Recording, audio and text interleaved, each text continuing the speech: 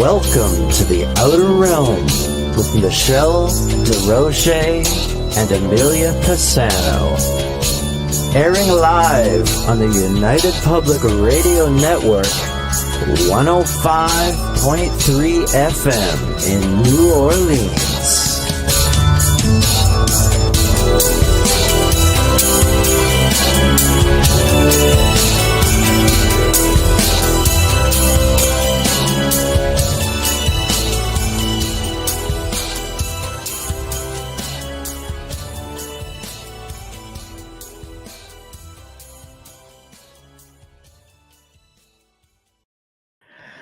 Good evening, everyone. Welcome to the Thursday night segment of The Outer Realm. We are broadcasting live on the United Public Radio Network, UFO Paranormal Radio Network, 105.3 FM from the Gulf Coast, 107.7 FM from beautiful New Orleans.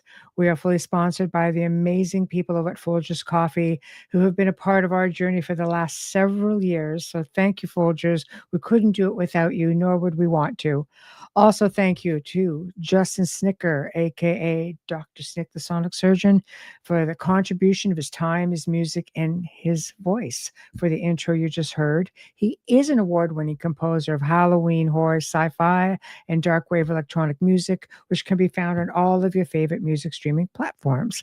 Also, big thank you to Steve McGinnis, the artist behind our logos here at the show. Check him out on Facebook and Instagram. Also specializes in the horror genre, but does amazing commission pieces of any sort. So tonight, that's it. Wayne Mallows is back. Open discussion, exploring the age-old obsession with spirit communication, looking outside the realm of normal for answers. It's a story, I always say, without risking, sounding too cliche, but it's a story as old as time, with kind of getting into this need for wanting to explore, death. There's always been this fascination with it. But before we get into all of that, hello to everybody in the chat room. Mort, you're first tonight. Thank you for being here. Hey, Kevin, how are you? Vet girl, hello. Hello, Heidi. Hello. Hoffnung, hello. Welcome. Glad you made it. Hello, Kat. There you are. How are you? Hi, Carrie. Hello. Wow, this is awesome. Working in the studio while listening. Absolutely. Well, you'll be there. You'll be there. You'll hear it all. There we go. Wayne. Yes, there we are. Well, New Orleans this time of the year is a whole boatload of fun. I definitely want to do that. So without further ado, Wayne Mallows. Woo! Hello. Woo. There we Be are. careful, get the bird going. No, Jesus. That's all we need. The bird, the cat, Oh, the dogs. Yeah, it's just like a big affair. So,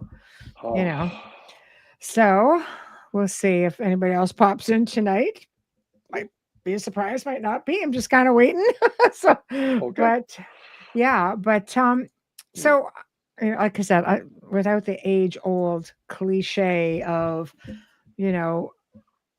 a story as old as time, the fascination with communicating with the spirit realm. What is the fascination? Before we're gonna go in a certain order, but in your opinion, like, just give me your thoughts on what is the fascination with, getting answers from the other side, talking to the dead, everything macabre that surrounds it. I think it's it's the unknown, right? People are always fascinated with the unknown. Why do we climb mountains? Why do we cross rivers and do things like that? It's the unknown. We're fascinated by it. But I also think that it has something to do with, again, without being cliche, it's like that one-upmanship. Yeah. You know what I mean? It's like, who's the cool kid on the block, right? The kid with the tattoo, and then it moves up from there. Right now, who's the cool kids on the block? It's the mediums and the seers and things like that, right? Everybody wants to be in the paranormal. Everybody's had a ghost experience. Everybody's lived in a haunted house. Somebody knows somebody who's known somebody. Mm. But I really think it just goes back to a fascination of things that we don't know about. Mm-hmm. Yeah, the lure of the unknown, you Mm-hmm. know. Um, I mean, if you start getting into, like, we're digging a little bit deeper into different things. So it does go back to ancient times. People have always been captivated by death and what lies on the other side. Attempts to contact the dead in order to obtain knowledge was quite commonplace in many ancient cultures going back thousands of years. And I think a lot of it started with shamanism because it was believed to have been in practice for tens of thousands of years. The shaman would enter into these trance like states through different musical rituals, actually, such as drumming, which was a really big one. They would use different types of artifacts and consume hallucinogens, that would help. And Most definitely. right. Yeah. Still happens today. They would allow him to enter into the spiritual realm to communicate with spirits, nature beings, and they would assist him in providing spiritual healing, perhaps some spiritual guidance. And this was something that was practiced around the world. Yes. No comment? Well, you pretty No, much said it nothing. all. Nothing. That's pretty much what it is. It's true, right? I mean, Yeah. everything comes from the past. It gets moved forward. I mean, all I can draw on from myself is that when you're in school, right? When I was in like grade school, Mhm. and they taught you, this, that, and the other thing. What were you most fascinated with? The stuff they didn't teach you. That's The true. taboo stuff. Yeah, the stuff that's outside your normal realm of education. I mean, even when I went to like a sort of a religious education, shall we say, as an adult, Mhm. and I'd ask questions, and they would be like, "Oh, yeah, that's we're not gonna teach that. We're not talk about that today." But you never Mhm. talk about that. Yeah. You have Yeah. your religious curriculum, and you're gonna follow that to the letter, even if my question sort of strays outside that realm. It's like, ooh, stay right here. Yeah. So then when you're left to your own devices, you go looking for yourself. Mhm. Yeah, So total it's a total fascination. I mean, getting into spirit boards and stuff, which we will talk about. But so hey, let's going through, some of the stuff that I've talked about on other shows. So it's a bit of a plan, so you all have to bear with me, but it's all relevant. What about necromancy or divination? Yeah, right. I've hmm. I've been asked to do it. I always kind of fell Oh, I over. know you have. Once in my life, I kind of went, "Yeah, no, I'm good with not doing that." But what it is, it's like a divination by the means of the dead. It's said to be one of the oldest occult practices in the world. The first book of Samuel in the Hebrew Bible, Old Testament, makes mention of the witch of Endor. In the 11th century, it said that King Saul was concerned about the outcome of a battle against the Philistines and was desperate for answers. This was outlawed, by the way, in Israel before Saul.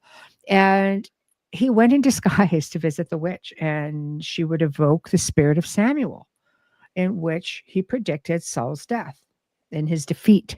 His army did indeed fall, and Saul himself was killed in battle. Now, in Greece, necromancy means divination of the dead again. And going into the temple in Greece, which was the Necromantheon, which was like the oracle of the dead. It's a temple in Greece dedicated to Hades of all deities, and said, to be the entrance of the underworld. So the Romans had their own. The practice of necromancy was documented in many cultures: Persia, Babylonia, Egypt, medieval times, Europe. I mean, this is something that went on and on and on. And even though the church itself condemned it and all of the dark arts that surrounded it, it was ironically responsible for the continuation of the practice. And over time, it maintained that only God had dominion over the dead. And all of those who practiced magic essentially were being deceived by the devil or in league with him. So, you get into all kinds of different, rituals and things like that. So, Hmm. And I thoughts? can't tell you the number of priests I've spoken with who's just like, don't go see fortune tellers. Don't go and see mediums. That's just it'll take you down a dark road. That's just, they're the same people that tell me don't go buy used clothing from Value Village and Goodwill. It might bring something home, right? Yeah. So, right. I don't know.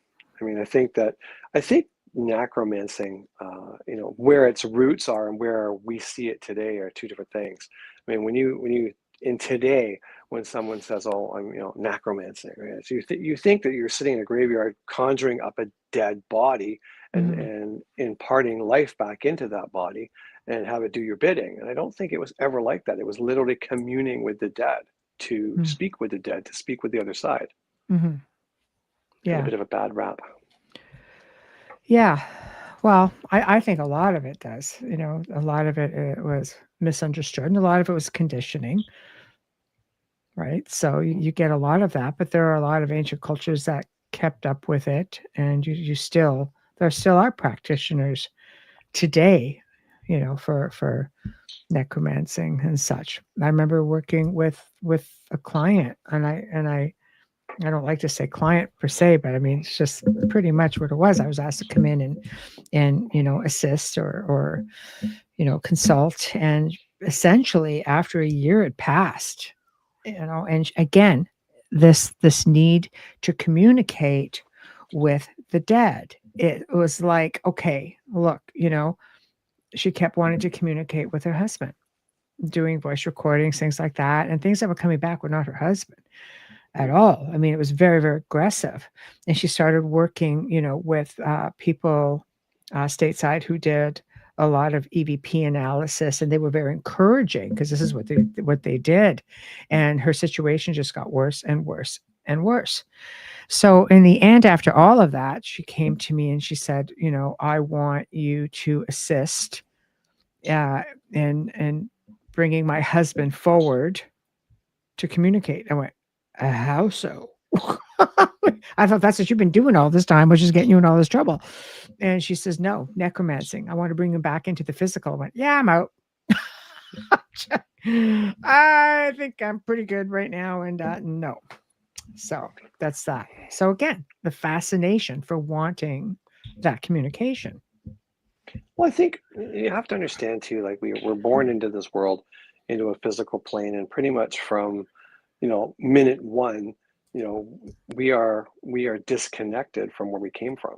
Mm-hmm. We're not connected to source. We're not connected to the ethereal anymore. We're in this physical being. So let's say you live out your life, 50 to 70, 80 years old, right? That's a lot of time spent, not in the grand scheme of things, but in a lifetime. That's a lot of time to spend within the physical plane. And then you lose your partner, you lose a child, you lose a parent. You can get your head around the idea that their spirit goes on and they live on forever and without the physical. But more times than not, I'll hear someone say, well, I know that happens, but I just really miss the physical. I miss that person's voice. I miss that person's touch. And then, if you've had, let's say 40 years with somebody, 30 years with somebody, that's a long time. I mean, my parents were together for 63 years. It's crazy. But you spend that much time with somebody and all of a sudden, whoop, they're gone. There's a big hole, a huge void left in your physical life that you crave, you need. And it's almost like part of you dies right along with that person. And you'll do just about anything to have a little piece of that person back, just to hold, to touch, to talk to again. Yeah, it's definitely something that that you see happening like constantly through time, with different devices being built and such. And which brings us to the age of spiritualism. This is a huge movement in the 1800s among the upper and middle classes. People were tired of conventional religion, and you see this coming waves, see every few decades and so on. But they became fascinated by the occult and the supernatural. They were curious about ghosts and the ability or possibilities of communicating with them seances became very popular and were the preferred method of receiving messages from the other side. Abraham Lincoln's wife, Mary, actually was a spiritualist and hosted many seances at the White House after their son passed away. So Abraham Lincoln, Harry Houdini, were known to have attended seances in Lilydale, New York. It's a place that I've been to several times, and it's still happening today. This is still a thing. They hold Victorian seances, table tipping, things like that.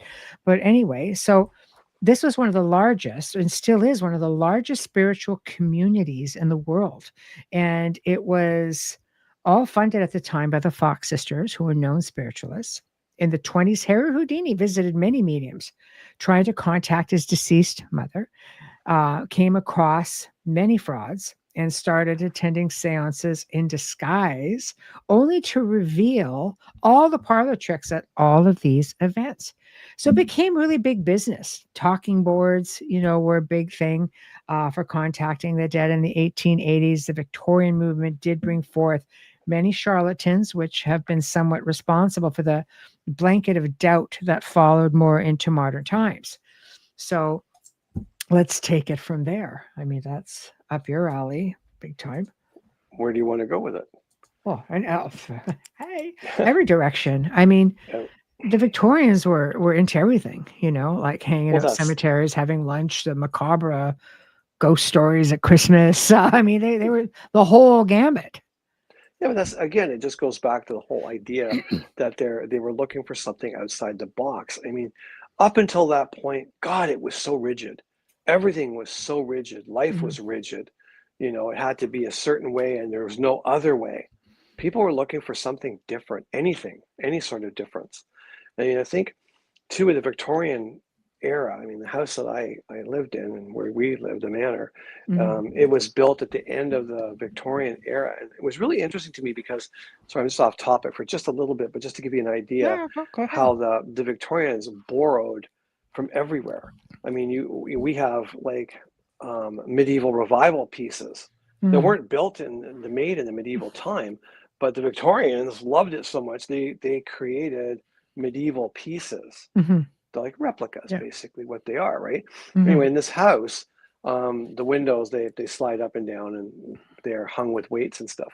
But the poles on the window, the thing you actually grab with your hand to lift up, the handle, was in the middle of the window. And when I stripped all the paint off these things, I took them to an antique place, to get them evaluated, because I've never seen anything like them. This is this is Canada, basically. And back then it would have been an English colony. And yet every one of these poles had a coiled, Eastern Asian dragon woven into the cast, right? So I was like, this cannot possibly be Victorian. And the gentleman I spoke to was quite elderly at the time, and he said, it absolutely was. They borrowed heavily from every culture right around the world. So it doesn't surprise me when they started looking into like spiritualism and speaking to the dead, because other cultures in Europe and around the world were doing this for years and years. Yeah, and I mean, we would have guests come to the house to try, for communications. We could talk about that as we get to that of course, with the technology. But the Victorians, I mean, when I went to Lilydale, it was very fascinating because there was all kinds of documentation with things like slate writing and the seances and automatic writing and pretty much any form of spirit communication you can think of. I mean, they were doing. The seances were a really big deal, really big events. I mean, people came from all around to do it. Harry Houdini, his primary reason for attending all of these was essentially to debunk, because he just, I guess it was, the literature, it varies. It'll say either his mother or his his other half, his spouse, or, significant other. But whatever the case is there was a code word. Code word, yeah.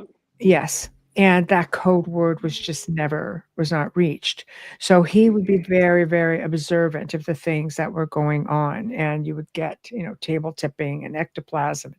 Like, all spirit photography to me is fascinating when you can see ectoplasm coming out of something, like those old photographs are, really hard to fudge, right?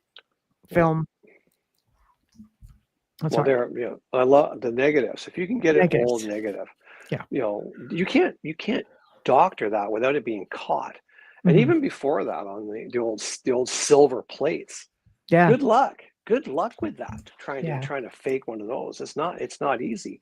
I mean, I remember when you and I held a Victorian seance there, and we basically said, if you want to dress up, you can. And if you don't want to, you don't have to. Cool. And people did. Yeah. And it was really well, because we picked up on this soldier, which was interesting because it was from the U.S. side, from the War of 1812. And this guy came through so clear, and named, rank, who he was, where he died, his, his battalion number, where they were stationed, where they marched from. And I was just like, well, this is so detailed. And I went and looked it all up, because that's just, the history in me. I got to know, right? I looked out, it's all accurate, 100% accurate. Everything was accurate. I couldn't get over how accurate it was. I'd never even heard of this guy, because he wasn't like one of your top, well-known people that we all know about. He was just a regular guy that commanded a unit, and he died. Yeah. But he was there. He had lots to say. Yeah, it is interesting, I think. And that was just the old-fashioned way of doing things, so it was that was a really interesting evening. We had, spirits just grabbing people's hands, and, a lot of validations that evening for many communication. Yeah, it was pretty good. Okay, so we kind of move along a little bit, and along with, of course, the interest came the talking boards, right? Which again became a way of contacting the dead in the 1880s. The Victorian movement did bring this forward. Talking boards are actually a part of many older civilizations around the world for centuries. They've been there for ages. Historic fun fact: a board was used in the ancient Rome to predict the next king. Wow. Oh, that's crazy. People have been using boards for a very long time to contact the other side. In China, spirit writing was popular in communicating with the dead, 5th to 13th centuries AD. And it was outlawed like literally only a century ago. I know. Yeah, no dappling into something that regular folk can get power from. I know. It's like, I think when they started manufacturing the spirit boards over here, like I don't mean like by Hasbro and things like that. They call them the talking boards. Yeah, not so much. Yeah. I'm just talking like in the early days. I think it was a bit of a departure away from the control. And what I mean is, basically you did not, Mr. and Mrs. Smith no longer had to go to see Joe Medium down the road with a crystal ball and the black curtains. They could buy this board and sit in their own parlor and put their hands on it and have a communication with the other side. So people gravitated towards that because, again, it's one step further removed from, who's in control. That's why they were so popular when they came out, because now you don't have to go and pay and worry. Are you paying this charlatan, or are you paying a real person? Like, is it genuine or not? Now, if for back then, it would be like $1.50 for a board, and you go home and you have a cup of tea, and then you sit with your significant other and see what you can do, right? And then all of a sudden doors start opening by themselves, and dogs walking backwards, and that could be a thing. Yeah, well, I guarantee it was a thing. The Ouija board itself was introduced in 1890 and was considered to be a parlor game. Still is. Oh yeah, and saw one today. It's true. And it was, we didn't stop running today. I swear to God. It's like we got in at about like 8 o'clock. It's like, jeepers, hour to showtime.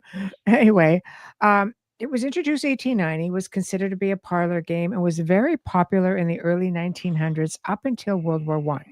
In the 20s, after World War One, spiritualism became popular once again. So this is round two, right? As so many people had lost loved ones in the war. So it was known to be the magic talking board. The board lost its popularity in 1973 with the release of the Exorcist film, for sure. People became Can't imagine why. convinced. Yeah. People became convinced that the board was a gateway to hell itself and essentially were connected to evil. So in the 1980s, brought more books and movies. People became more and more fearful of the Ouija board. In modern times, the board has made a resurgence. However, many people are still cautious, and some are not, being in the presence. It's been known to have had some pretty serious outcomes. In fact, one case, which goes back to March of 2017, fairly recent times, a convicted double murderer, Stephen Young of Pembury, UK, won the right to a retrial, um, essentially because four members of the jury had used a Ouija board the night before, finding him guilty of the murders, to contact one of the victims, Henry Fuller, who told him to vote guilty. So, if there's nothing to it, how would this happen? This was the big question. So, many people who have been plagued by non human entities have confessed to using the board, even in their childhood days, which goes to show you that these things do have longevity. So, what are your thoughts on that? Oh, they have longevity, all right. Mhm. I was one of those foolish children. Yeah. Yeah. I think I told you that story. That went sideways in a big hurry. Uh-oh. So, what, do you want to hear it again? Yeah. Go ahead. Got a lot of people Well, listening. yeah. I think I was about 17 at the time, and I had a really good friend at the time, and we were just, we were kind of the outcasts. We were like, we're the electronic guys. We were not the jocks by any stretch of the imagination. So, him and I would just be like, yeah, ghosts, yeah, spooky stuff, yeah, haunted houses, ooh, cool, Halloween, yeah. So we were like into that big time. So we came across this Ouija board, and so we started fooling around with it, and I was pretty impressed. It actually could move pretty good, and then we learned how it moves and why it moves, and we got some pretty cool correspondence going back and forth. Anyway, long story short, we hook up with this one spirit who would always come around pretty quickly, and we'd have a really good flow, really good rapport going. The board moved really fast, and so it was kind of neat. Got the spirit's name. It was a female spirit, and one day it basically says, I want to meet you, or you can meet me. Uh-oh. Like this, right? And we're like, oh, cool. How do we do that? And it spells out, die, right? I'm like, no, we're good. We're not gonna die, right? So we can't do that. It spelled out, I understand. It took a long time. I understand. So we never talked about that again for a while. And then it said, it said to us, meet me, no die. All right. And so we're like, okay, so we can meet you without dying. And it said, yes. Okay, cool. Yeah. So we'll do that. Yeah, we agree to that. Okay, that's cool. So then it gives us a bunch of little numbers, letters. We didn't make any sense of this at all. Like it would be like, J10, M21. Like, what does that mean? And she'd be like, where I am. Like, J21M. And I'm just like, it Sounds makes like a no map. sense. Yeah. Bingo. That's exactly what it was. My friend basically said, I think it's a map. Do you have a map in your car? I said, yeah, I got a map in my car. So I went and got it, laid it out on the desk, and we're doing the where does this go and where does that go? And sure enough, finishes up in a cemetery, not far from where we are. Wow, what are the odds? This is amazing. It works. We're so happy, right? Wow. So we figured, okay, so we know where you are, right? So we go trucking down to the cemetery in the middle of the day, and we're talking to the guy, and we said, where's the older part of the cemetery? So we're hiking around, and we don't know what we were looking for. So then we come back, we get the board. So I said, okay, we found the place. Where are you? And she gave us the location, and but she said, she goes like, spells it all out. My marker is gone, or my stone is gone. This is my name, right? So we asked the guy, no records of that, nothing like that, not that far back.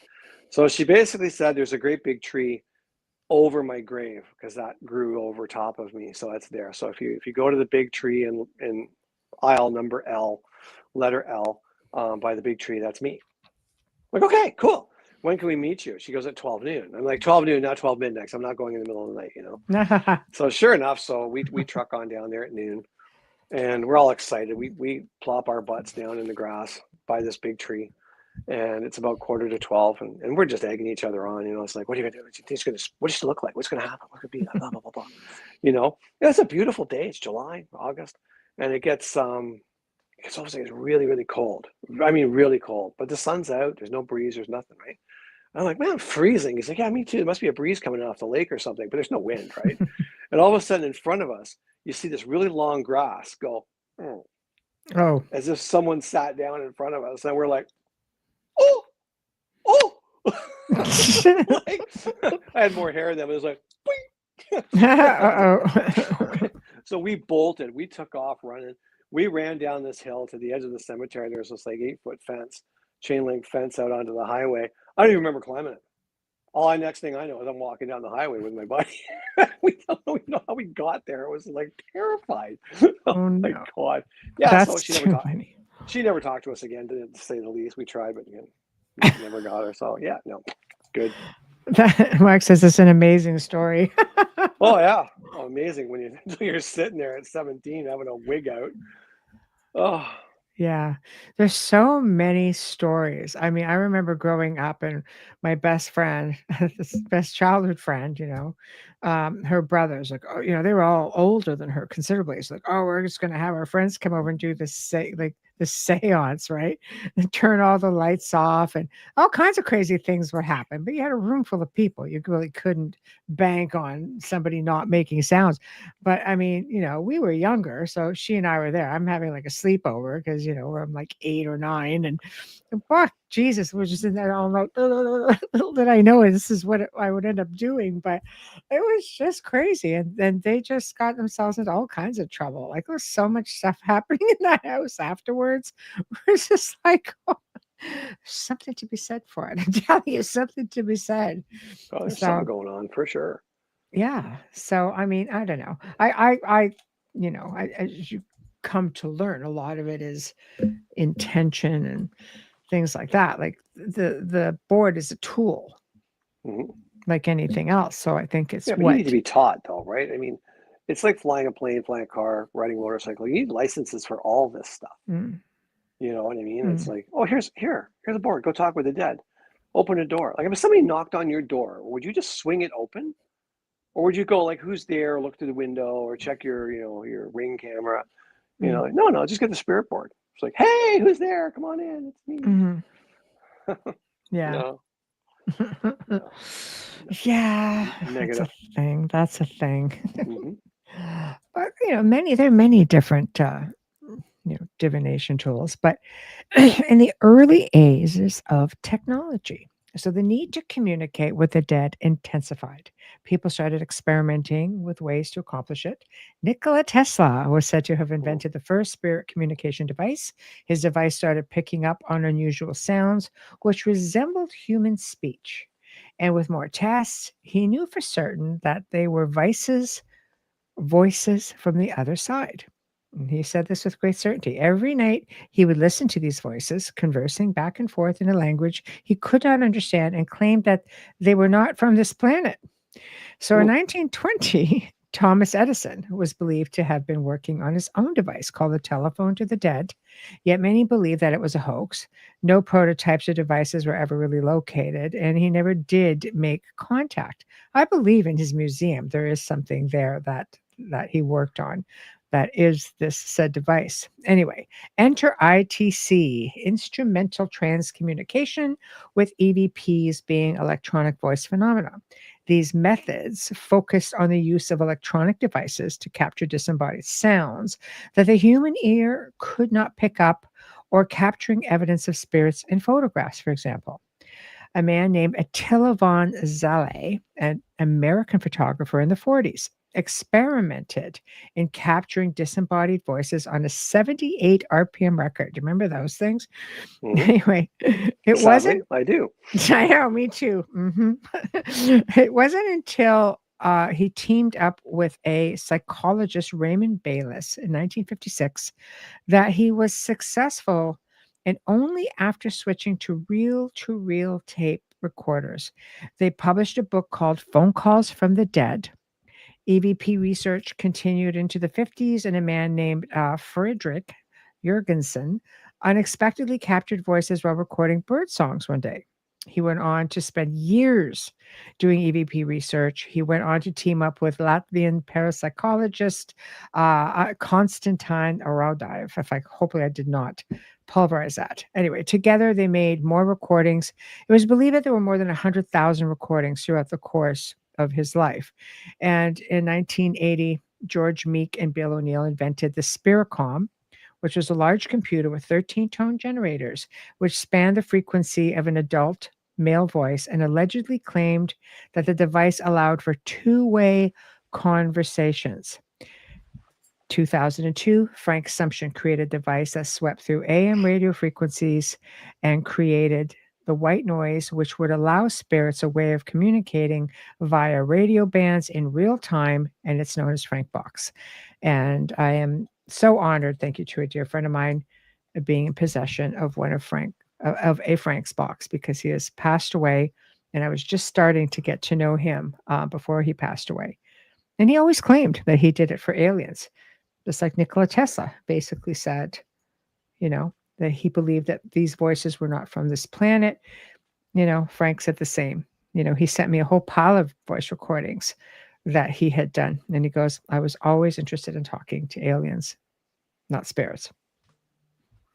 So that's a thing. Anyway, So I think the line is pretty finite in between alien communication and spirit communication. I think they'll use the same basic frequencies to communicate. Yeah, I think they've more than mastered that.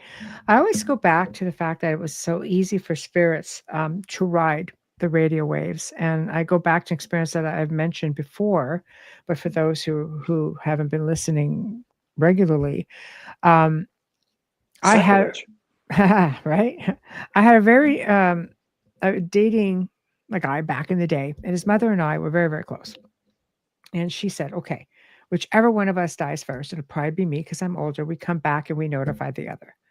I said, okay, that sounds like a fair deal. Let's do that. Whoever goes first. So she had passed away, of cancer, unfortunately. She was quite young.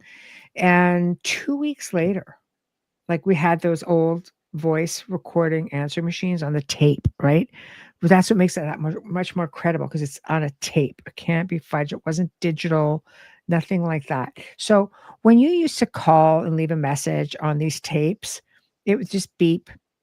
And then, it would beep when you hit the next one, and then beep into the next message.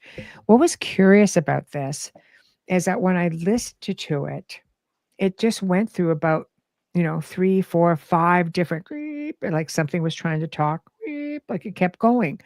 But I could hear, the further along it went, I could hear in the background a radio playing. And I'll never forget the tune. It was just crazy. It was just this really slow going tune. Then her voice came through and left a beautiful, clear message. And then she beeped through a couple more spaces, and then it was gone. But the radio for me was that giveaway that sort of lended to the belief that spirits can ride the waves. Yeah, it makes sense. They're electronic. I mean, frequencies are out there. It was crazy. If we are energy beings, it would take nothing to manipulate an energy wave. Nothing. No. 100%. Yeah, And that was a really good validation because I wasn't into the paranormal. Like, it's not like I didn't have paranormal experiences back then. I had all kinds of paranormal experiences. My whole life has been paranormal in one form or another. Highly strange and for sure. But at this specific time, it's not like it was even so much a thought in my mind, and I had long forgotten about this arrangement that we had. Um, Question, Michelle, has she contacted you since? Actually, about a handful of times, but via a medium. Ironically, I was in Lilydale, and I was having. I used to get spirit paintings done, and in this specific case, he just started drawing, like her initial, and her middle name was Rose. So she drew this Rose, and then he just started, giving messages and things like that. That has happened probably about a handful of times. But I mean, she passed, it was like, I think 1989. So that's pretty cool. It's a long time, but yeah, so she has small amount on a grand scheme of things, but I mean, time is pretty irrelevant. What is a spirit painting?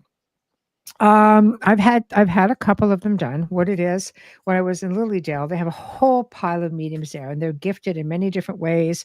Some of them are artists, and essentially, what happens is they're probably about 4 or 5 hours long to sit through one of these sessions, and the medium goes into a sort of a trance. And I mean, this specific medium had her eyes closed pretty much the whole time and just started doing these crazy things, just started painting and people. Well, she was just doing people upon and incredible paintings, and colors. And so as she's reading me, she's painting on a canvas. And I had two of them done, here a couple of years in a row.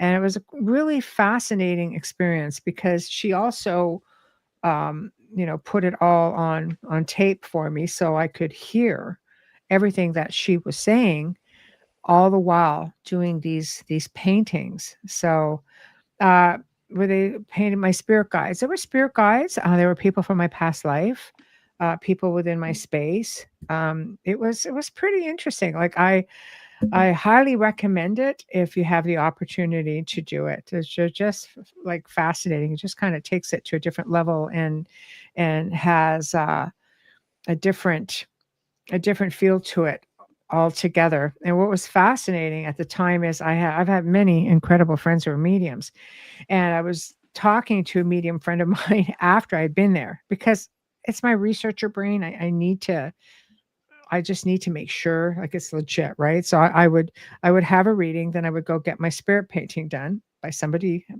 else. But then when I come back, I would sit down with a friend or have another reading, and he would pick up on everything in the painting, and there's no way he could have known it.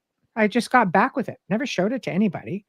Many people have never seen these paintings. They've never seen the light of day. They just hang in the office or they're just set aside. And it was very, very interesting.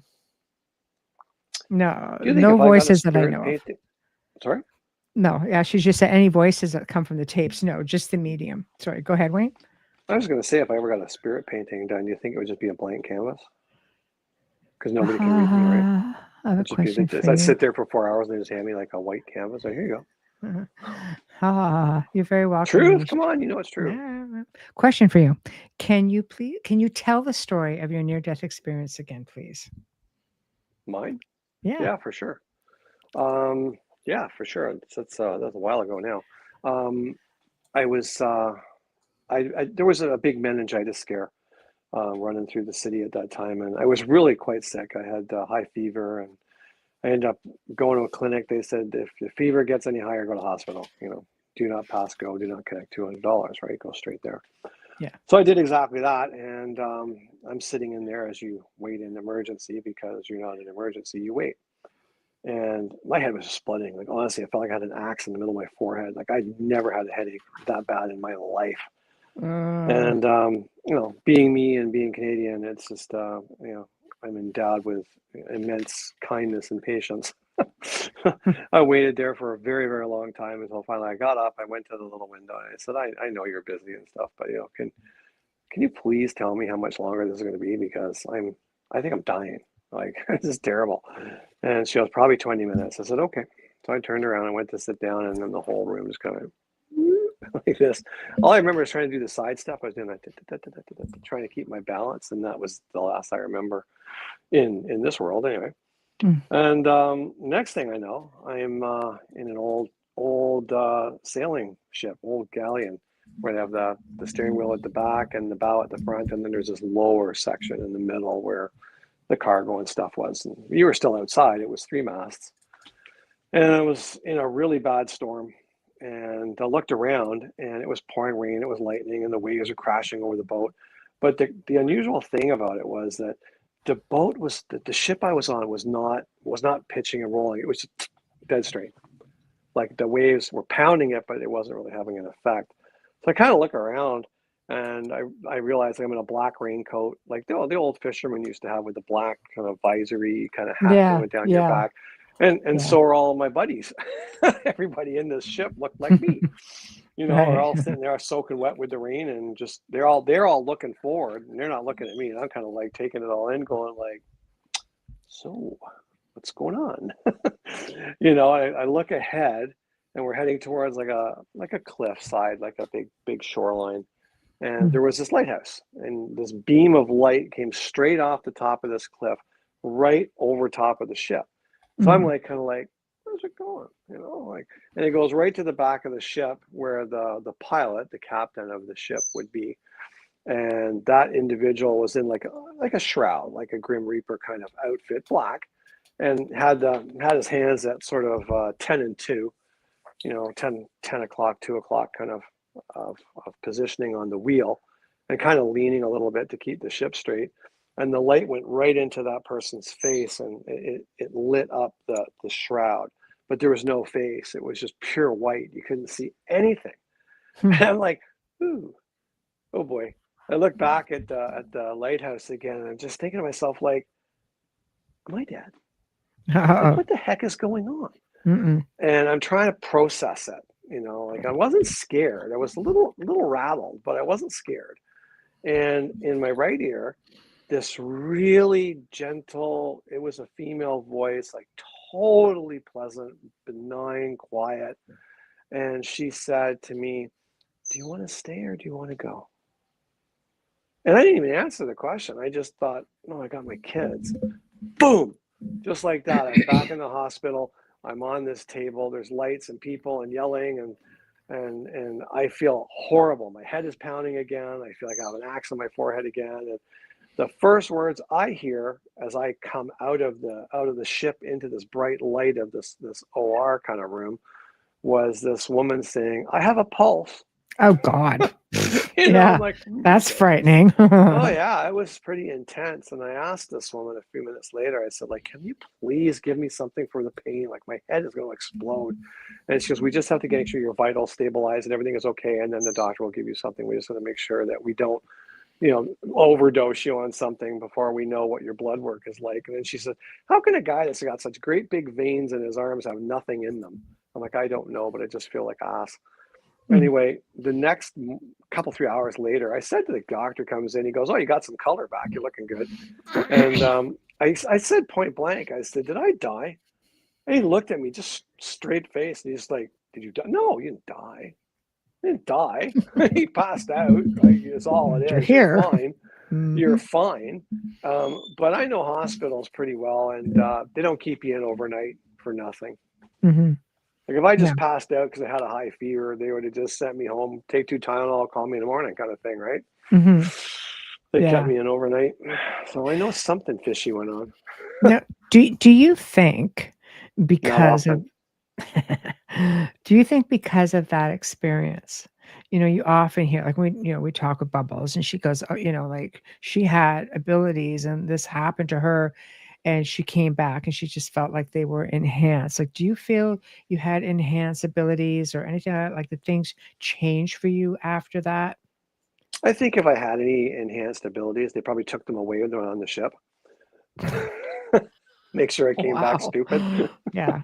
All right. Yeah, no, I don't know. I don't really know. I've told you before, like I just, if I'm gifted, I can't control it. I don't know. I'm wrong more times than I'm You right. are. It's yes, just I saying, am. we all I'm know you wrong more are. times We than all I'm know right. you're gifted. Now, a lot of people Well, say you're gifted. You're just in I don't know. denial. Well, I'm wrong more times than I'm right, and I often say I'm just a really good guessologist. Right. Read the body language. I can guess at it and be right some of the time. So Yeah. So let's talk a little bit about the different people that we've had come to the manor. We used to have events at the manor, and sometimes we would even open it up for a little while where people could come in and yes, the bird is there. Yes. Well, bird's Zara, here, cat's here. her name is Zara, for those who are wondering. We're bird sitting for family. So, hey Mel. But we did open up the house for some time where people could come and have like a paranormal experience. And in doing so, because this is what they would want, this is what they wanted. The house is haunted, filming happened there all the time. They knew, well, we're there, things are going on. So Yeah, but you got to remember, like Michelle would guide the experience, and I would make a cheese plate. It's true, right? It's true. Who was offering tea? Who'd get cookies? No, this guy. No, it's true. Don't lie. No. Anyway, so because we would have events, we would have seances, we would have things, and it was just we let it go as a B&B every now and then, but very specialized. So we would have all kinds of different equipment that people could come and check out. And we've had some pretty interesting experiences there. Do you want to retell a couple of those? Yeah, as many as you want. There was lots of them. There was, yeah. Go ahead. I mean, one was with a lady came in. She was with another woman. I think they were just out for a wine and dine weekend with the paranormal twist. I think that was the whole idea. Let's just go to the haunted house. It'll be fun. And I don't think they were ready for the kind of experience they had. Not that it was bad. I think it was just very powerful. And, we set up some equipment and we set the one box on the floor in the parlor and we lit it all up and said, okay, just have at her. Talk away. Who do you want to talk to? And she'll want to talk to my dad. And Michelle's like, okay, what's his name? Just say his name out loud and say what you want to hear. Call him forward, yeah. Yeah, exactly. And there's a little bit of quiet for a while, and she's just like, I don't think he's there. I don't think he's here. I don't think he hears me. And this voice comes through and it says, I'm here, either darling or honey or something like that. My sweet. It was a term of endearment that he used to call her only. Yeah, only her. And her face was just like, oh, like that, right? And she's like, Dad, is that you? And he's like, yes, it's me. She's like, I miss you. He's like, I know. We'll be together again one day. Don't worry, I'm fine. This woman was on the floor and she was like right up against the speaker, hugging the piece of equipment, hugging the box, crying, like, I miss you so much. I really needed to hear you. And it was very, very powerful because it's one thing for a medium to say, yes, your father's here, tell me what you want to hear and I'll explain what he's saying to you. It's completely different when you hear that person's voice and use the words that person used in their life with you. It's just like, it's right in your face. You can't dispute that. It's intense. Very intense. The compelling part too is when she said, is the dog with you or whatever? And I said that was my dad too, right? Yeah, but she asked him to hug the dog or kiss the dog, and he went, no. He said, no, I'm not going to do that. I'm not kissing the dog.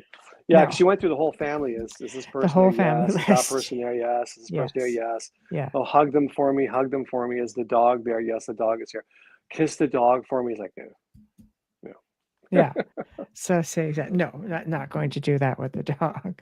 Yeah. It was very, I always have a skeptical mind in some things too, because I think there's something mimicking this and that.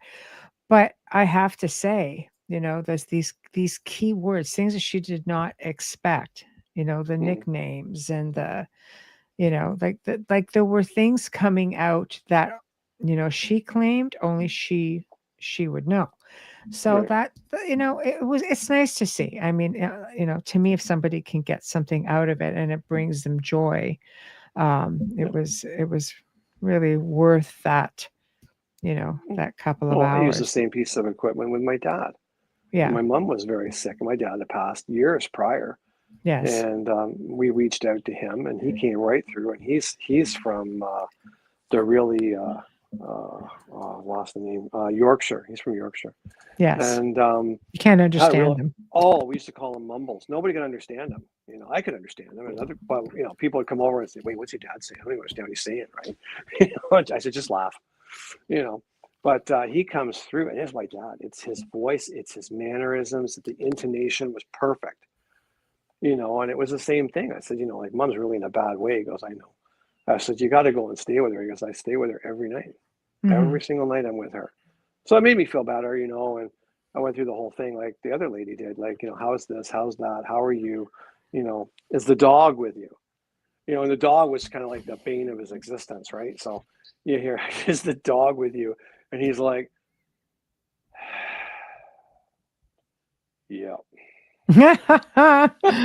Still, That's totally him. Totally him. it's just like, Nobody could do that. No one. So it was yeah, perfect. I loved it. yeah. But the other thing that I found interesting too is I had a young group come through. There's two girls came through, and they had brought a bunch of stuff with them, and we gave them sort of a little bit of the tutoring of how to interact with a spirit from the Victorian era. You don't come in and go, "Hey, dude, what's going on?" Mm, or "Sup," because they just think you're illiterate. mm, You don't know how to speak. They won't interact with you. And I said, just when you come in, you introduce yourself. This is the person's bedroom. Ask if you can come in. Don't demand anything. Just you're in their house and their company. It's their rules. If you come at it with that, you'll have a better experience. And they're like, oh, okay.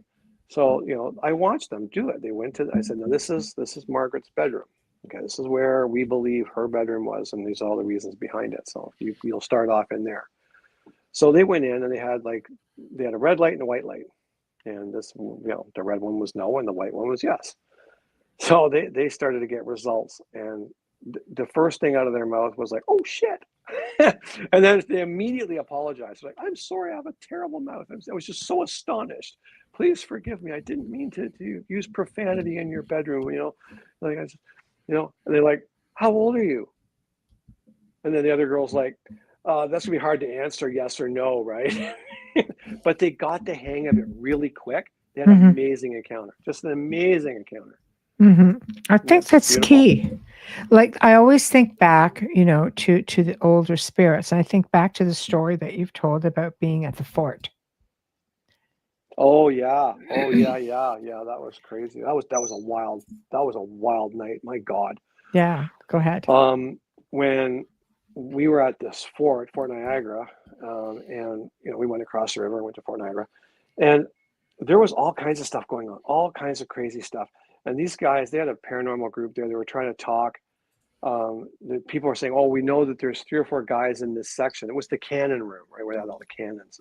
Mm, And they're talking to them, and the one lady's like, they're just looking at each other. And I look at the woman, and I said, "That's because they're French. They're mm, French. They don't understand what you're saying to them. They just mm, don't get it." Right? It was a French fort before it was a U.S. fort. mhm, Anyway, we're going around, and we get a little bit of a tour, and the guide says, "Oh, we're going to go into the officers' quarters, and we've got one done up exactly where the commanding officer's room was, so you can see how it was laid out."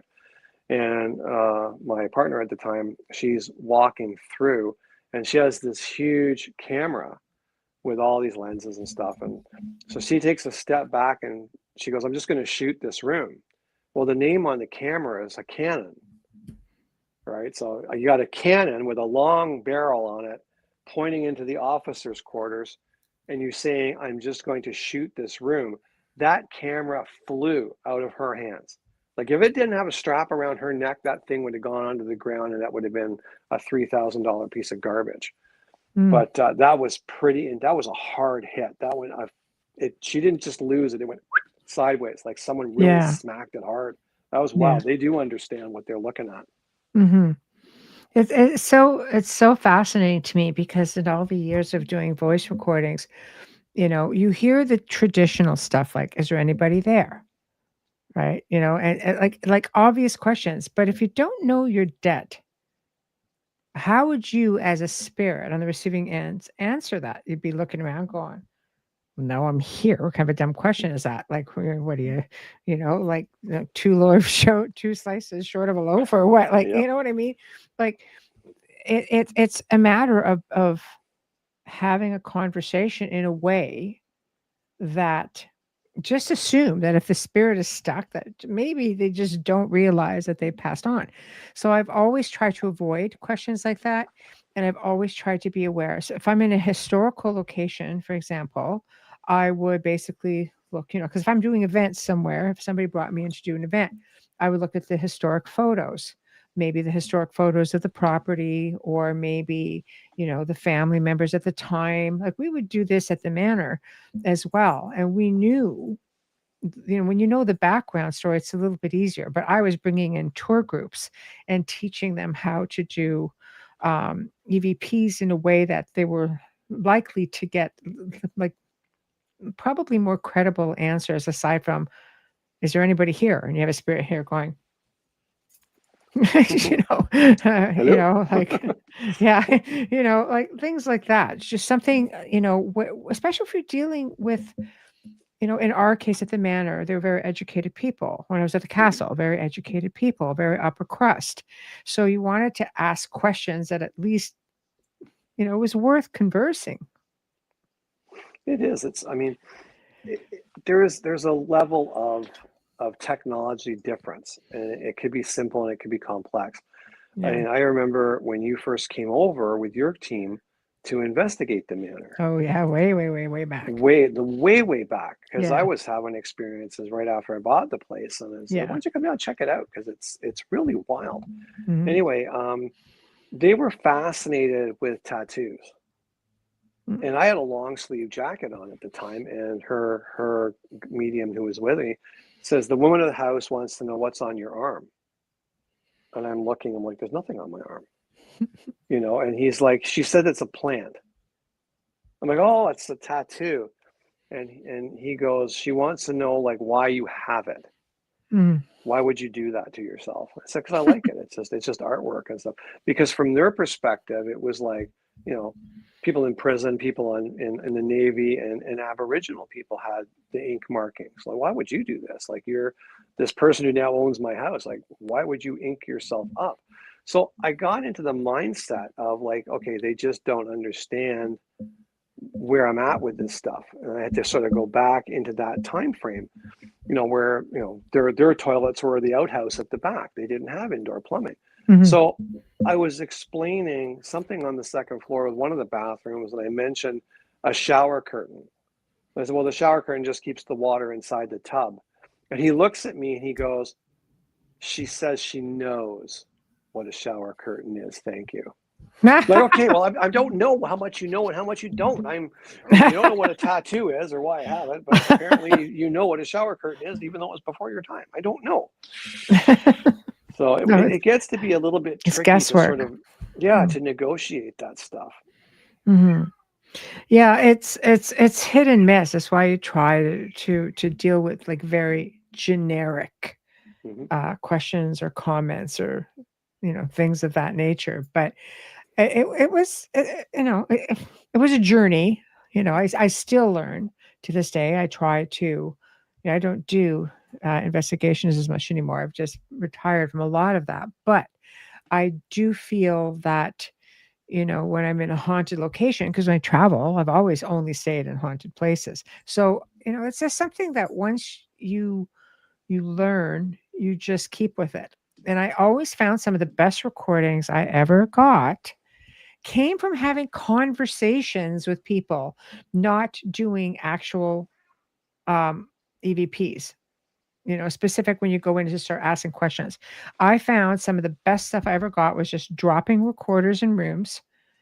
And then I would just sit there and have a conversation, let's say, with the homeowners, or I could be having a conversation with Wayne, for example, and all of a sudden these voices, like everybody wants to be involved in the conversation, and there'd be crazy things, phantom sounds, like footsteps and chains dragging across the floor. But meanwhile, you're on like carpet in real time. Yeah. Like things like that, just phantom sounds and whole other conversations, people just jumping in.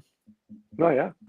Phantom sounds like I used to hear nailing, like hammer and nails, like in the basement. I'd be working down the basement doing plumbing, and behind me, you're like whack, whack, whack, whack, and I turn around, and it would stop. It's a steel hammer on a nail. I know what it is.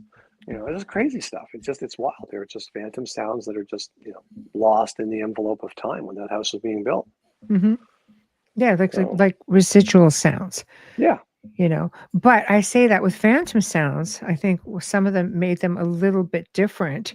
Was like this one location I was at, like we would put recordings. This specific room was in a furnace room in the basement. So it's like a concrete basement floor.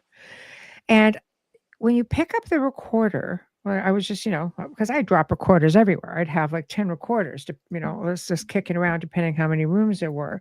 And I would go through the sounds. And this one here, I would tag everyone saying, furnace room, put it down, and I would tag the times and things like that.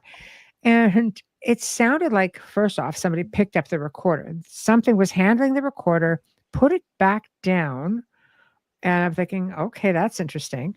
And then I could hear old, like big, heavy boots on old hardwood floors. But meanwhile, it's in a basement. But remember, something picked up the recorder, which tells me there's got to be a degree of intelligence. It's not residual. It's not like a replay. And then somebody walked over and sat like on an old, you could hear like an old squeaky bed. You hear, like it was crazy. This place was a townhome, an attached townhome, which used to be on old farmland and indigenous land, and so there was all kinds of things there. But I didn't expect it. And you go upstairs and you have chains dragging across this old wooden floor, which was a carpet, a posh thick carpet, and you're kind of like, that's it's a real crazy mix of things. That's different for sure. I always think that the dragging of change is so like Ebenezer Scrooge kind of stuff. I've never heard that sort of sound. Mm-hmm. Yeah. Well, listen to the sounds you heard at that one house with the recording that came from it with the ropes of an old ship. Oh, that creaking. was, I'm sorry, that was at my childhood home. That's my mother. Yeah. Well, you said, listen to this. What do you think it is? You didn't tell me what it was. I'm listening to it. It sounds like we're down by the wharf where the ships are tied like up. rigging, right? Yeah, rigging. Like the ropes are creaking while the ships are moving in the water. So it's exactly like that. They're nowhere near anything like that. I know. And the strange thing about it was, first off, I grew up in that house. My parents had that house for 60 freaking years. Okay, a long time. Never heard things like that. Like my mother was hearing this. Okay. And I hadn't lived in that house for like decades, but she kept saying to me, it just started randomly one night. And she goes, I hear something in the corner. And she would tell me which corner it was. I'm going, that's the dining room. It's crazy. There's nothing there. Like right the other side of the wall. There's the driveway. And the cars, that specific car that's been there because my father wasn't driving anymore. So it's just, this doesn't move. She goes, I don't know what to tell you. Because we lived 5 hours away at that time. And I'm just like, okay, I'm going to ask you to do what I don't like people doing, but can you just record it? But don't acknowledge it. Just put your phone on or put your tablet on and just walk away and do what it is you always do. She goes, okay. So she did it for me 2 nights in a row. And it always happened at the same time. So it's like, it sounds like it should be residual because it happens at the same time.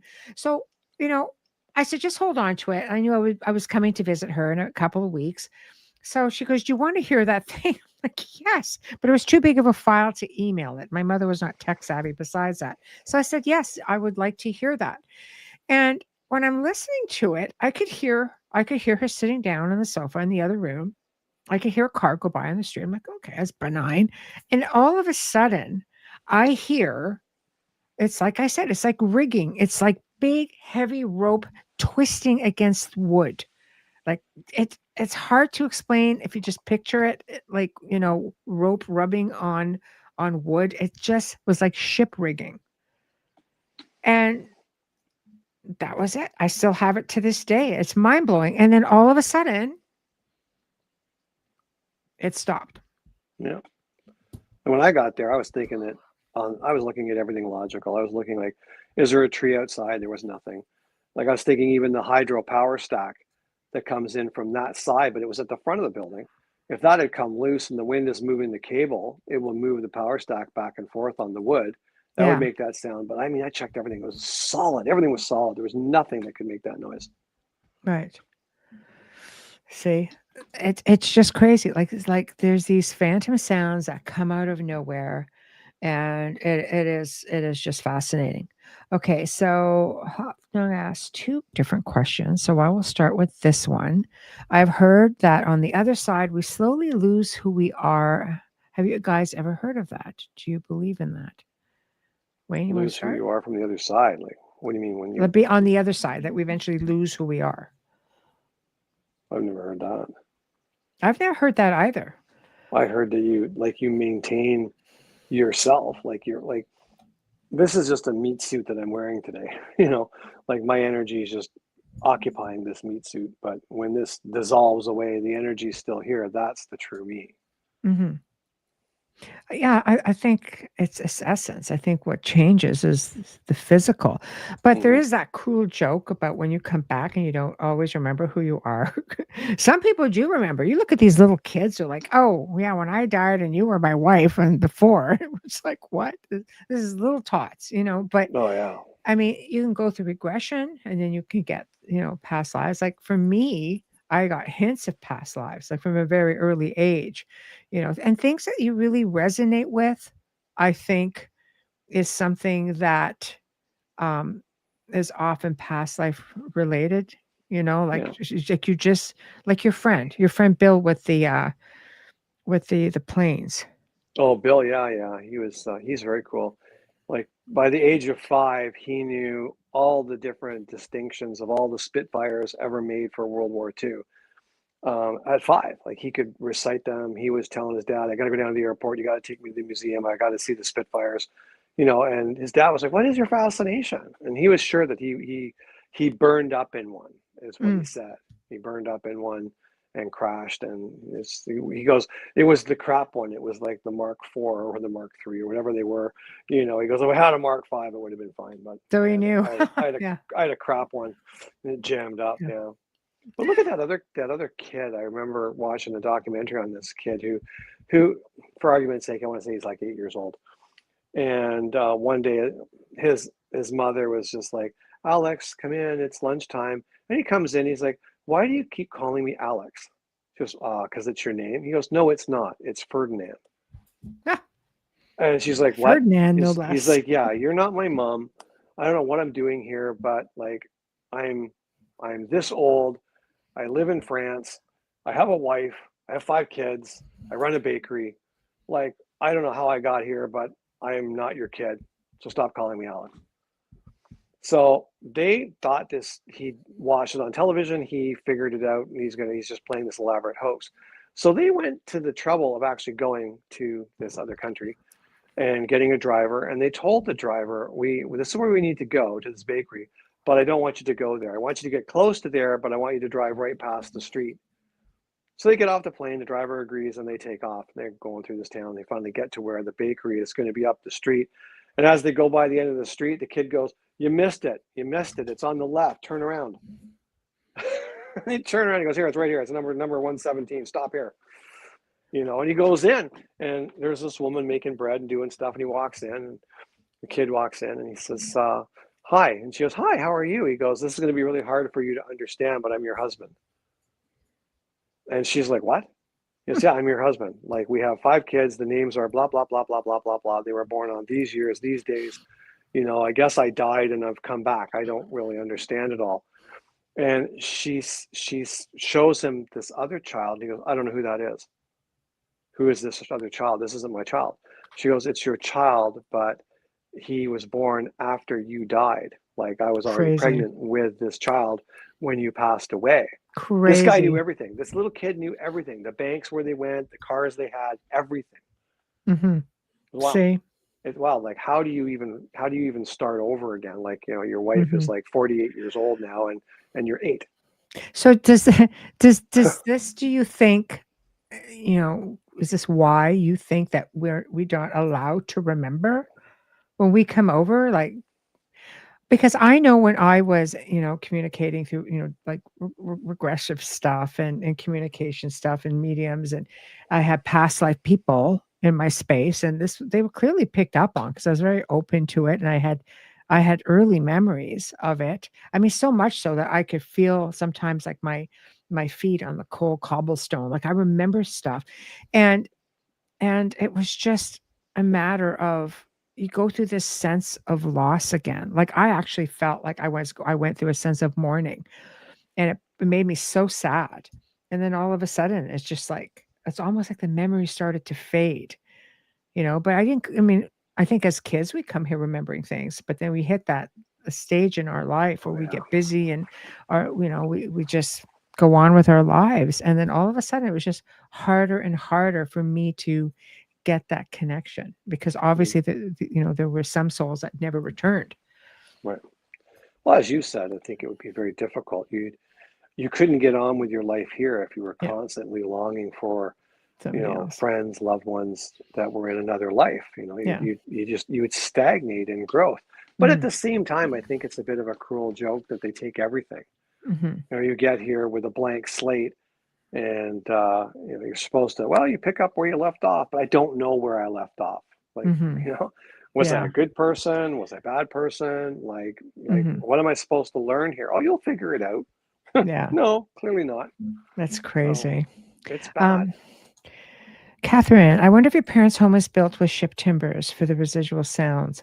I know that I'm pretty certain no, because both of my grandfathers built my parents' house from a lumber store.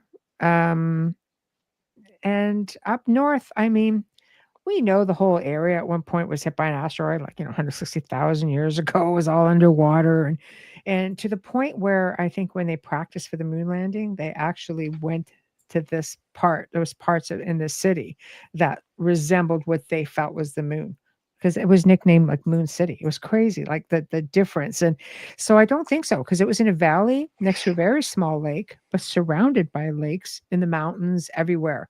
So is it something it was a dimensional? Was it, it would have to have gone like way back, but none of the trees within that area were cut down to do it. So that's all I know. I have to say, I don't think so, but what do I know? Where did the wood come from that they purchased? Possible. I don't know. Well, 2x4s wouldn't be made of beams from ships. They were all oak. Yeah. So I don't think so. And that area didn't even have that kind of body of water to support those kinds of vessels. No, that's true. Enough. They not would deep not enough have at all. No, not at all. Nope. Well, and speaking of, before we get to the next question, you grew up with a girl who felt she was on Titanic.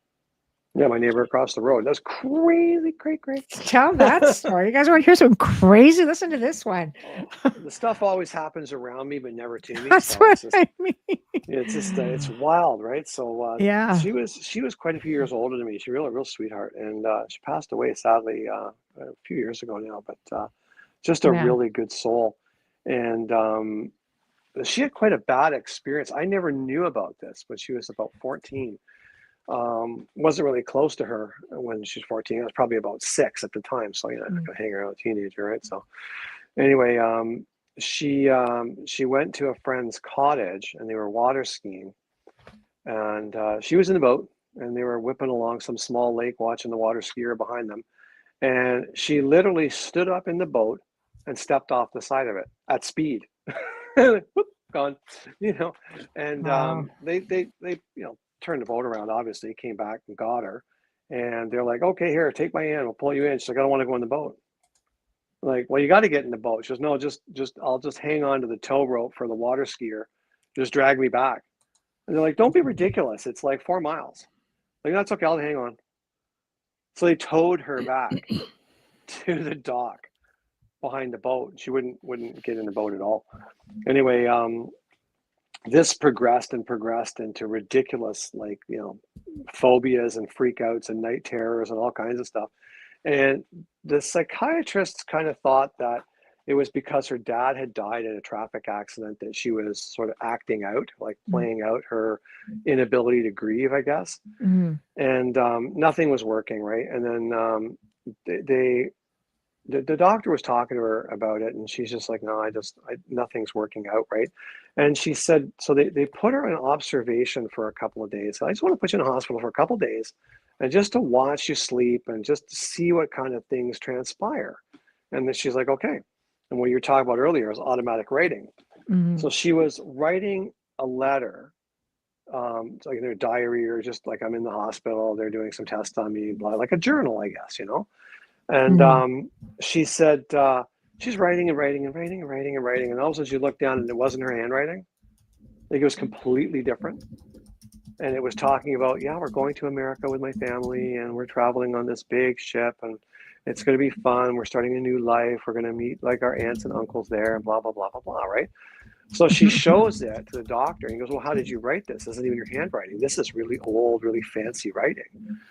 So the long story short of this thing is that he said, I would like to talk to you about a regression.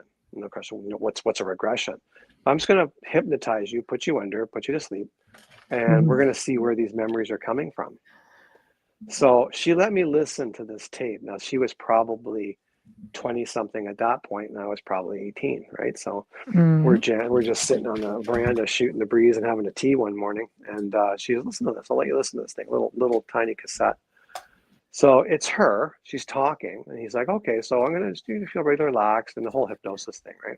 Yeah. And you're going to go back further and further and further and further and further. Now it's dark, right? It's very dark. And he says, now what I want you to realize is when you come out of the darkness, what you see is not real. It's not happening, right? It's not real. It's just like watching a television show, okay? So one little bit further back, and now what do you see? And she starts freaking out. And she's screaming like, I can't get out. They're closing the doors. We can't get out. Like this. And he's like, okay, that's enough. Further back, until she calms down. And now she's got a completely different accent. Like, she's got like an Irish accent. And he's like, well, where are you right now? She goes, I'm on a big ship with my family. And he's like, oh, that's really nice. So where are you going? We're going to America. Oh, that's good. Do you know what the name of the ship is? She goes, it's very big. She goes, it's Titanic. He goes, oh, what's your name? And she says her name. And she says, okay, I'm going to scrub that memory. We're going to take you out of that. And we're going to take it all away so it's gone. And I'm going to bring you out of it. She comes out of it. And when they had it all written down, the tape, everything, she went and looked up the name she said. And she was one of the people that died. She was on third class in the back of the boat, third class steerage. And she didn't make it. Wow. 14 years old, same age as she was when she mind blown. Oh yeah, like I was just like, what? Yeah, that's insane. She goes, I wasn't afraid of the water. I was afraid of the boat because they locked us inside the boat when it sank. Yeah. Wow. That is insane. And she never had any problems ever again after that. Never thought about the Titanic, never had any inklings about it, no fear of boats, no fear of cottages, like nothing. Just everything went normal for her after that. Wow. That's insane. Mind totally blown. Wayne sitting there holding his cup of tea like, are you kidding? Wow. Next question for you. Did you ever remember any more after you realized you were a child again? No. Sadly, no, I didn't. It was pretty unsettling because, like, again, my parents were English immigrants, and I was born here. I was the only one born here. And so they birthday party, what's that? You know, like, you don't have birthday party. What's that all about? You know, here in Canada, we have birthday parties for kids. And so my parents' friends were sort of guiding them on how to be, right? So they had this birthday party for me. And I was like, wow, this is kind of cool. I get cake and presents and everybody's here. That's really cool. And dancing around, having a good time, having a really good time. And Wayne is not allowed to have a good time. Oh, Ever, stop it. you know, because the Wow, bad things come as soon wow, as you start wow. having a good time, believe me. Yeah. Anyway, the bad time showed up pretty quick because I remember stopping in the middle of this, like we had a big rec room downstairs, stopping in the middle of this rec room and looking at everybody who's all laughing and smiling and the music's going. And I'm looking around everybody like, who are all you people? Like just the amount of confusion I had in that moment was just like, where the hell am I? And who are these people? Why is everybody singing? And I remember looking down at my hands and going, oh my God, I'm a child again. I'm a child. And it was like, oh, I passed out. That was the end of it. Woke up in my bed and everyone gone home. And, you know, my mom just said I passed out. And apparently I threw up on the way down. And it was just too much excitement, apparently. So. And you didn't remember anything after that? No. I remember looking at my hands and realizing through my eyes, I was looking at the hands of a little boy who was probably 4 years old, or maybe 5. It was before, because I wasn't even in school yet. So before 4 years old, and going like, oh my God, I'm a child. I'm a child again. Yeah. And just being completely like, it was like the two halves of my brain suddenly just slammed together so hard. Like it was beyond comprehension in my mind that I just blacked out. All right, next question. Michelle and Wayne, have either of you run into a demon? If so, can you tell us about it, please? Wayne, go ahead. You've run into all kinds. No, I know. So we'll make it about you. Oh, why? Go crazy. Yeah. I've only had one experience, and it was at the manor. And it was at night. It was in November. And I was pretty used to the house by that point in time being inhabited with spirits. It was a very, very noisy house, really, quite interactive. And it was walking and doors opening and closing. Even if they didn't, you could hear the sound of people walking on the stairs, you know, that sort of stuff, all kinds of different noises and sounds. But this November, it was really quiet. And the way I put it down was, it was almost like your kids go off to school and it's really quiet in the house. There's no clatter, there's no TV, there's nothing. It was really, really quiet, really peaceful quiet. And it was extraordinarily cool in the house. Like I just chalked it up to, it's November, all the tourists are gone, it's quiet, the temperature's dropping, it's going to be cooler, right? Okay, that's fine. And I was in bed, and I woke up to my cat Sean freaking out at the end of my bed. Like, I mean, freaking out. And he had no voice. He was a stray. He couldn't meow at all. He would just go. Nothing would come out. So this particular night, I wake up to like just strained. I was like, oh, what is this ruckus? And I see him at the end of the bed, like having a meltdown. And it was funny because the room was dark. Like always kept it really dark. I like it dark. And yet I could still make him out slightly. I knew where he was. And I went to reach for him, but I couldn't move. Like I had sleep paralysis, and I just thought you woke up too quick. Just take a breath and you'll come out of it, right? And I couldn't come out of it at all. I was wide awake and couldn't move. And then I realized I also couldn't breathe. I couldn't catch a breath. This is really bad. And I kind of like rolled my head over to the left like that. And I saw like the age-old paranormal show. I was in the basement and I saw darker than dark. I used to laugh. How do you see darker than dark?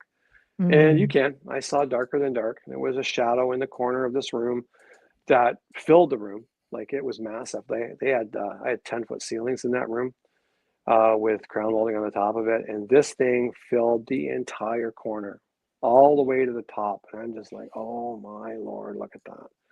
So finally I was able to just kind of like focus all my thoughts off that thing, on my cat, on me, and just basically say, get off. And I sat up and I was like, okay, can breathe now. Okay, we're good. Get out of bed, open the bedroom door. Cat flies out like it's on fire, skids through the kitchen and turns around, looks back at me, and he's looking like between my legs through my ankles. And it's just like, just not having it, not having any part of that. So I get him settled down. I'm like, all right, this is not good. I got to go back and deal with this, whatever this is. And Michelle had always said to me, like, if you ever run into something bad, don't challenge it, but just don't let it away with things, right? You got to reclaim your space, right? Just don't be cocky about it, right? So I go walking back in the room, and I'm just like, all right, whatever you are, whatever you are, you're not invited. Like, I didn't bring you in here. Like, you don't belong here. Get out now. This is my sanctuary, my home, belongs to me. You don't belong here. Get out.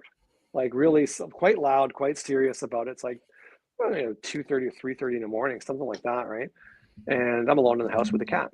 So I have this big canopy bed, and I walked around the corner of the bed towards my side of the bed and where this thing was, and expecting to see this dark shadow, and there was nothing there. I'm like, okay, all right, we're good. Okay, so whatever it is gone. And up on the crown molding, I saw something kind of just flutter. And I looked up, and at first glance, in sort of the dim light, I only had the light on from the hallway, and I looked up, and on the crown molding, it looked exactly, in my sort of mindset, like one of those gigantic moths that you find sometimes, especially in this area. You get them. They're quite beautiful, and they're wonderful colors, and they're probably about 10 inches across. And I thought, oh, wow, look at that! Wow, isn't that neat? Anyway, when I looked at it closer, if you could picture like the size of a grapefruit, right? There was two of those very close together, and they had little black slits in the middle of them, and they blinked really slow at me. That scared me to death because it's physical. I can see it. I'm not half asleep now, and it can see me. And I mean, my instinct override was to bolt, but it was like all I did was stand there, and I screamed at the top of my lungs, like, "Get out!" Like I just like torqued it, and it was like, it was gone. Man, I'm even telling the story now, like I've got like the hairs are standing up. I got cold chills. I grabbed my phone. I grabbed the cat. And he was just petrified, shaking when I picked him up. And I went to the parlor, and I sat in the parlor with my back to the wall, and I grabbed my phone, and I called my bestie. I text my bestie because she was always like, if you ever have a problem at the house, just text me. It's on 24/7. I've got clients all over the world. Just don't never feel you're going to wake me up. I'm literally like, I need help. There's some bad shit here. That's great. Not kidding. I really need you right now. Like something bad's happening. Again, it's me. So after about the fourth time, I said, I hate you. I got to call you at 3:00 in the morning. And I just get, hi, you've reached Michelle. I can't get the phone right now. Nothing came through. Nothing until 7:30 in the morning. They all came through at once. And you read about things like this where they can hinder things. Nothing came through. Nothing came through. And the next morning, like 7:30, bing, bing, bing, bing, bing, bing. Yep. I'm just like, what the hell happened? Oh yeah. And I called you. I'm like, what happened? Like all this is coming in right now. Yeah. I had no idea that it was. It was brutal, just brutal. And like nobody was happier to see the sunrise that morning than I did. When I saw it started coming over the top of the rooftops, I'm just like, whoa, this was like, felt like I was in a battle for my life, honestly. Like I know how people must feel in war at night when, they're waiting for the sun to come up just to catch a breath, because that's exactly what it felt like. It was horrible. Yeah, it was crazy. And you read about things like that all the time, how, spirits or entities can block that. There's a lot of things, I mean, that, they can block. You see that there's situations that I've worked with where the wife is under attack and the husband's sound asleep in bed, just couldn't wake up, almost like comatose. It's like insanity, but I think it's important to factor in, because I know we're coming up to, a few minutes before we end the show. But when you're looking at different ways of communicating with spirits, A lot of these ancient way rune stones, big one. Not just talking boards, pendulums. It's not the tool. It's really not the tool. It's the intention of communicating. If you have the intention of communicating, whether you're using, and now we get into modern stuff like, the spirit boxes, you get into the um, uh, voice recorders, phone apps. There's so many different things there that open the door. And essentially, be prepared. If you're going to open the door, it's one of those careful what you wish for things. I mean, if you really want the experience, are you seasoned enough, or are you versed enough? Are you gifted enough? Do you trust in yourself and your sixth sense?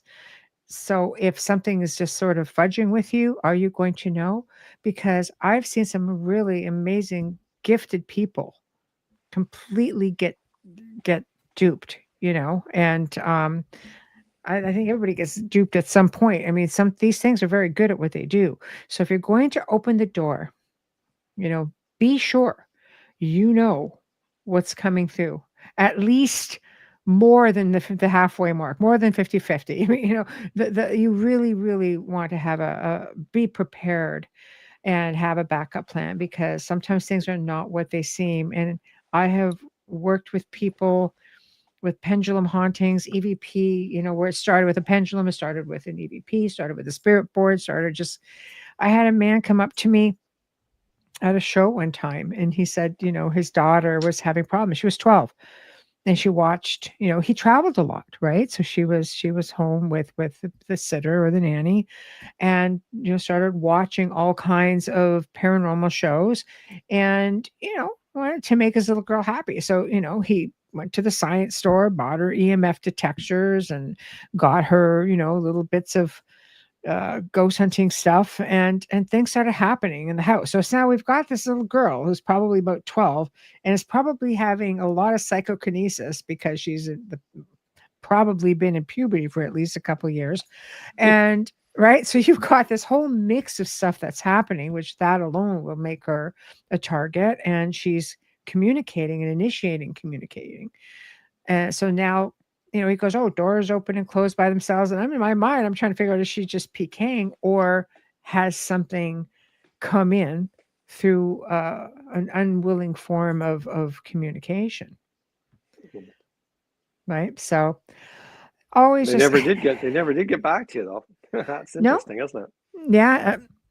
No clue. They sought me out. And after that, it was just like, so who knows? I really don't know, but I really do think that people need to be very cautious. And this is the time of year, and we're going to do a show on this next week. This is the time of year where people tend to throw caution to the wind a little bit more. So getting into next week's shows on Beyond the Outer Realm, Mark Ollie returns, and in the spirit of Halloween, with a discussion on the ancient connection between witches and the devil. So that'll be fun.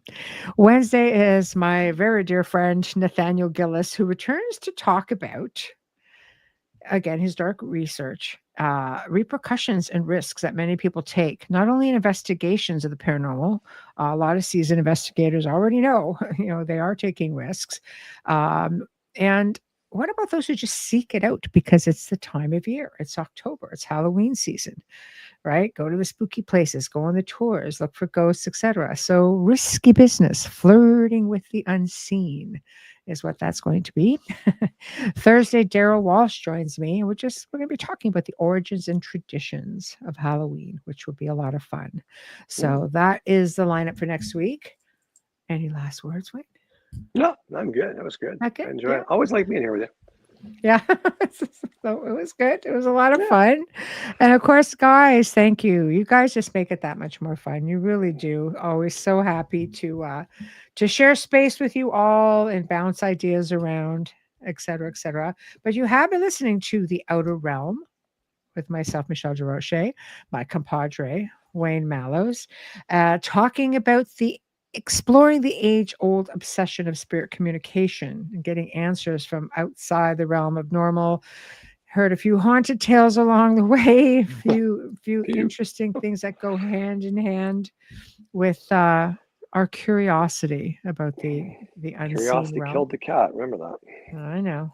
Mm-hmm. We've been broadcasting on the United Public Radio Network, 107.7 FM, 105.3 FM. And we shall see you guys on Tuesday. Actually, you're going to see me on the Angel Rock with Laura Lee Potvin Monday night, 6 p.m. Eastern. And we're going to be picking up on a part 2 where we left off last time she was on the show. So it's going to be some pretty awesome paranormal talk. And hope that you'll be able to join us for that. Until then, have a fabulous weekend, everybody. And we will see you all next week. Thank you and good night. Have a great weekend. Bye.